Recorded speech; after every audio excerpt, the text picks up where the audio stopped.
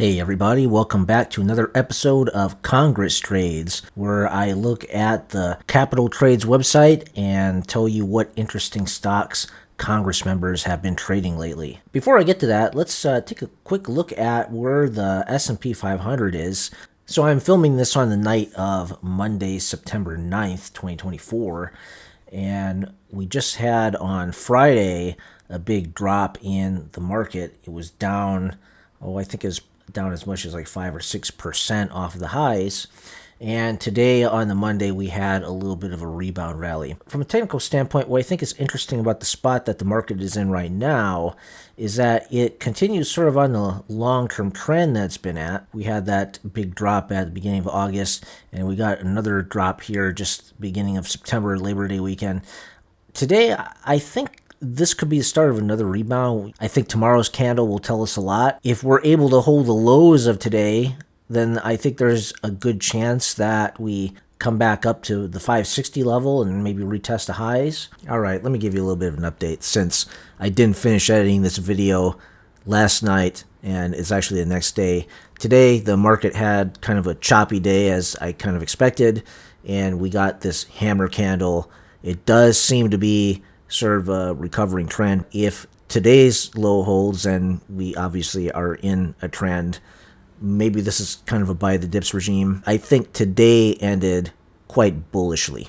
As you see, we had that big dip in the middle of the day, and then the market was nonstop buying. And the first set of trades that we got here is from John James, Republican from Michigan. John James, I've noticed, has traded quite a bit of stock here. Most of these are sells, undisclosed owner. He filed within 2 days, so these are fairly recent. And I'm not going to bring up all of these charts, but it's interesting the quantity of stocks that have been sold by John James here. It's like he's sold off an entire portfolio almost. I don't know how much this is of all the stocks he owns, but it's quite a diversified bunch that he's divested of. Almost 11 pages of the website. And let's try to get an idea of how much volume this was. So he did 149 trades. Does it tell us how recent? A lot of these trades were published on September 3rd. So just last week. And they were trades made, many of them were trades made earlier in the year and in 2023. That's interesting. And a lot of those trades were buys and some sells. Overall, the turnover here is 2.23 million. Let's see if we could screen this by time. Now, looking around at this website, it seems like there's a way to sort by publication date, but as far as trying to figure out how much he turned over in a given amount of time, it doesn't make that easy to do. He bought $889,000 of, are those shares or dollars? I'm assuming they're dollars. $889,000 of trades back in Q4 of 2023, and he's been both buying and selling throughout 2024. It looks like this most recent batch is 8,000 buy trades and 40,000 sells. Okay, so these are all the trades that were disclosed on yesterday and traded on September 4th, and the volume is 1.01 million. And all of these, okay, there's a buy right there.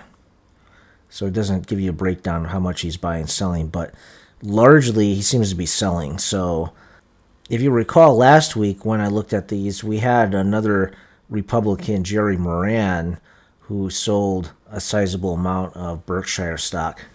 So in June, we had Republican Jerry Moran selling $57,000. Scott Franklin, both Republicans, selling large amounts of stock. This chart doesn't seem correct because these these Accenture buys, they were on early August of 2024, but it's not being reflected here on the chart. I'm not sure what's up with that. And this is interesting how the labels here state. You have Q4, Q1, Q1 again, and Q3. All right, well, the key takeaway when the show was that it seems like a few of the Republican congressmen are taking more defensive positions, possibly with their financial management, because we see in the most recent couple of months, a good amount of selling activity across a broad range of blue chip stocks. Now, is this something that's really unusual?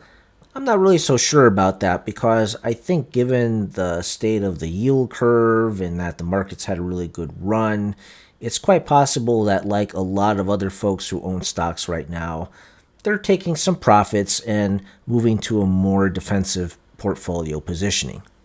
And here we have Lance Gooden, a Republican from Texas. Looks like he's sold some stock recently. It doesn't note any buying of the stock in the time that this website has availability. So this looks like a possibly long-term set of holdings that he's divested of. And the size is pretty small. They're both under $15,000. Let's take a look at these charts. Marathon Oil. So we bring up MRO. And it says that he sold in July. The trade that date would have been July 23rd. Yeah, this one says the price was $27.84. So it was sold right about there. Now let's take a look at the Southerly Hotels sale that he made, which is also on the 23rd.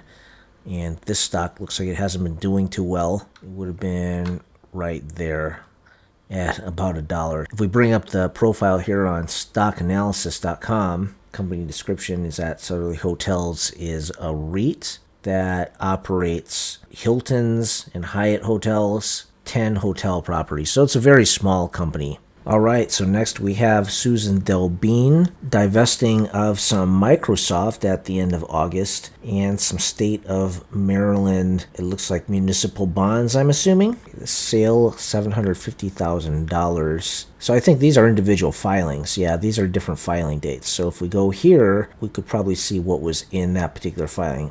There we go. 29th, sale of the state of Maryland. Yeah, I'm guessing they're municipal bonds. Divesting of Microsoft, $100,000 to $250,000. So these are sizable sales. And this one, the state of Maryland bonds that were divested were over $500,000. If you notice a pattern from what we looked at last week, a lot of the Democrats seem to favor owning municipal debt instruments, while Republicans, they're more likely to invest in a wide variety of stocks, from tech stocks to industrial stocks to just about every big company. Now let's take a look at this trade from Earl Blumenauer, Oregon. Wow, this person's been quite active.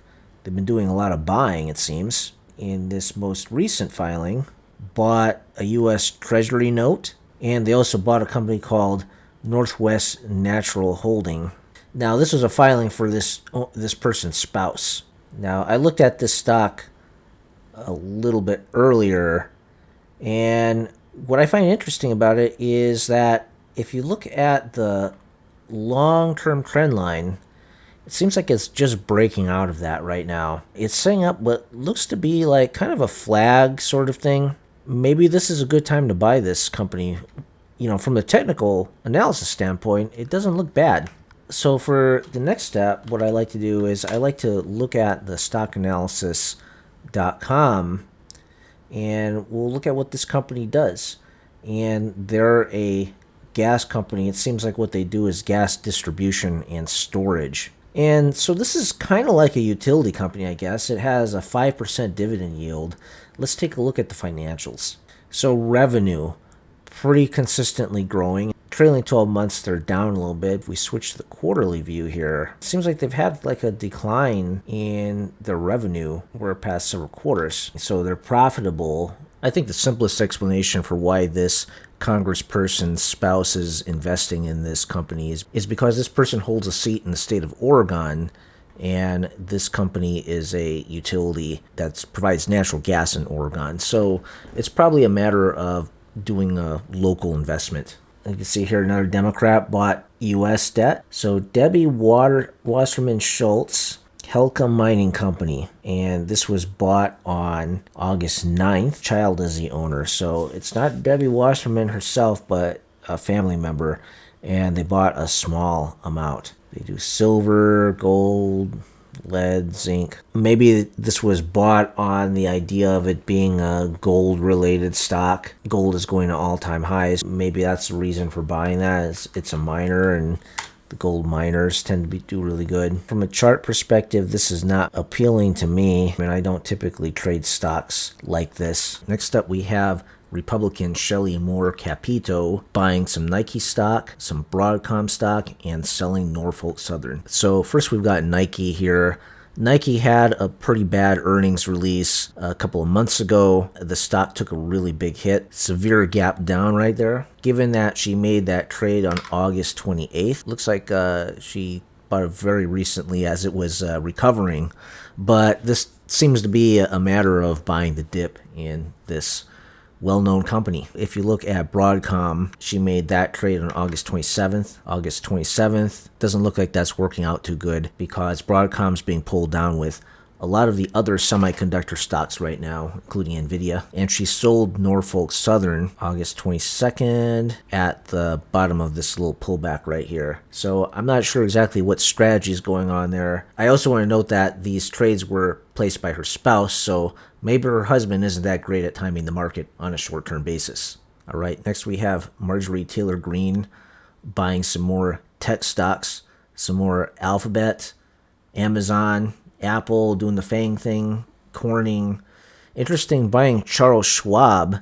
So after Schwab acquired TD Ameritrade, they are now the largest stockbroker by assets under management. Here's a quick look at the Charles Schwab chart. I don't really have much of an opinion on it. CrowdStrike. This looks like after CrowdStrike had that really bad PR problem for the bug that they caused Windows computers to crash a little while ago. That trade was on September 3rd, very recent, just a few days ago. Also buying Nvidia, Palo Alto Networks. All these are very strong big tech companies, and lately they've been pulled down a little bit with the market, and it seems like she's buying the dip. Also, Lululemon is down quite a bit. Seems like Marjorie Taylor Greene is betting on a turnaround in Lululemon. She's also buying UPS, and UPS has a really long downtrend line going here on the daily chart. Seems like she's betting on a turnaround in UPS as well. Now for the trades of Democrat Kathy Manning from North Carolina. Her spouse is selling some Pfizer,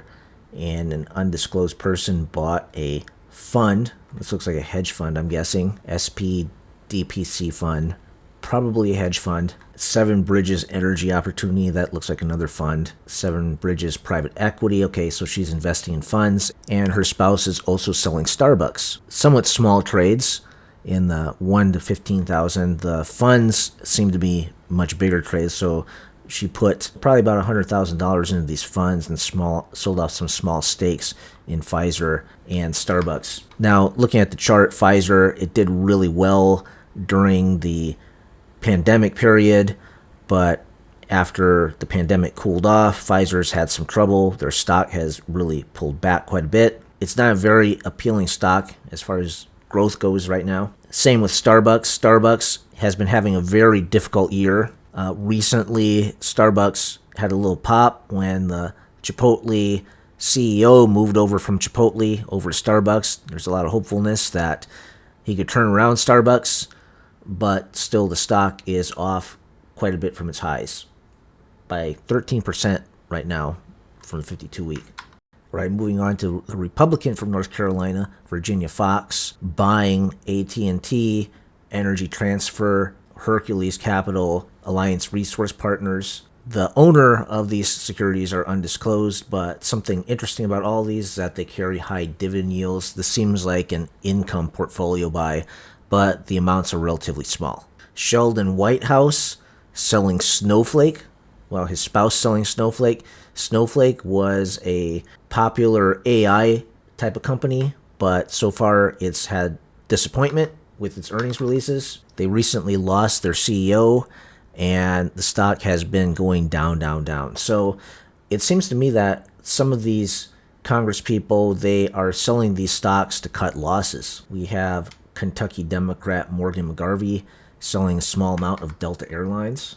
Looking at this chart, I don't really have much of an opinion on it. Republican Mike Kelly from Pennsylvania, Developmental Authority of Burke County. I think this likely is that he is buying actually quite a bit. I'm guessing Burke County is probably nearer to the area that he represents. And this is a spouse transaction as well. We have this Democrat Don Bayer are selling a stake, a very sizable stake of over $5 million, a company called Garden of Eden LLC. No information about that. It's a private company. Tom Carpenter, another Democrat, buying U.S. Treasury bills, U.S. Treasury bills, U.S. Treasury bills. And we get to these John James trades where he was buying a lot of different stocks, but these are rather old trades from 2023. He is quite an active trader. And then now we get to the Berkshire Hathaway Jerry Moran trades, which I covered in my last episodes. So that rounds out the trades for this week that I wanted to look at. Hope you found this to be interesting. Hope you found some useful information. If you did, give me a like, hit the thumbs up, and subscribe to my channel for more content like this. Have a great day.